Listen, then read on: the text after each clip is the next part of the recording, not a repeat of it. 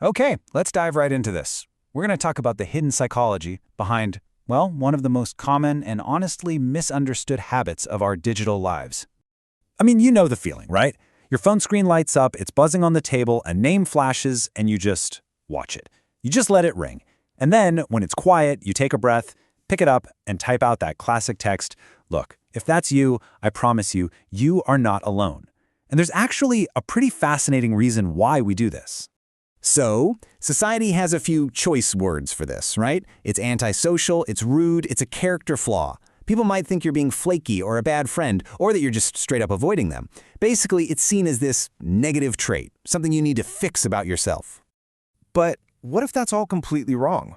What if it's not a flaw at all, but actually a really sophisticated strategy for self-regulation? I mean, that's exactly what the psychology suggests. It turns out this isn't really about ignoring people.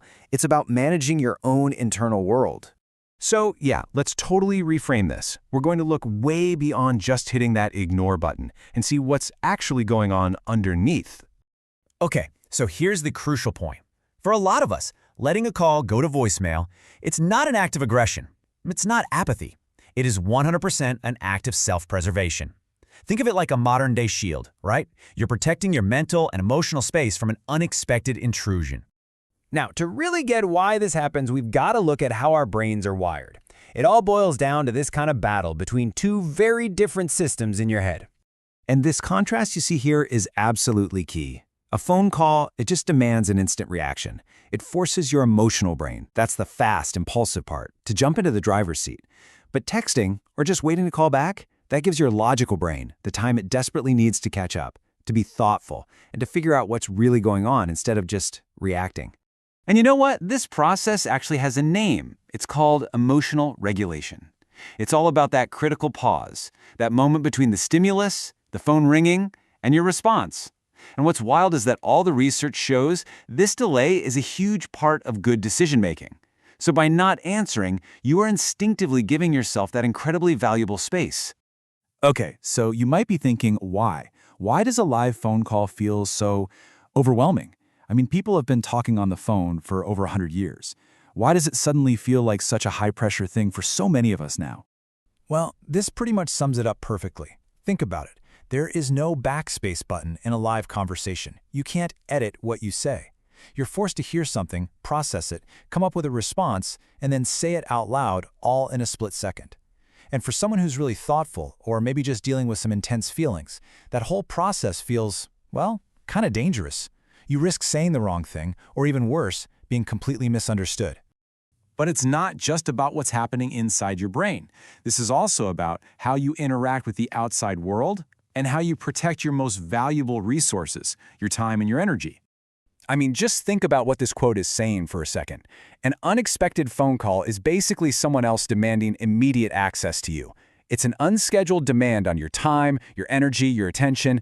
It doesn't care if you're deep in focus at work or going through a tough moment or just trying to get 5 minutes of peace.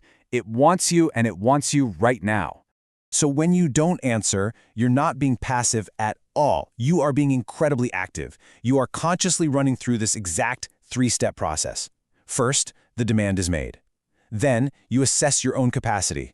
Can I handle this right now? And finally, you control the access. You get to decide when and how you'll engage. You're taking control. And this is such a key distinction to make. This isn't about cutting people off. Healthy boundaries aren't about building giant walls to keep everyone out. They're more like installing a gate. You get to decide who you let in, and just as importantly, when you have the energy to open that gate. And then there's the final piece of the puzzle, the stress of the unknown. A phone call is a total mystery box, isn't it? You have no idea what's inside. Is it bad news? Is it a quick, simple question? Or is it a long, emotionally draining conversation that you just don't have the bandwidth for? For a brain that likes to plan and anticipate, that much unpredictability can actually feel like a threat. And texting, it gets rid of almost all of that uncertainty. Okay, so let's bring this all together for a final reframe.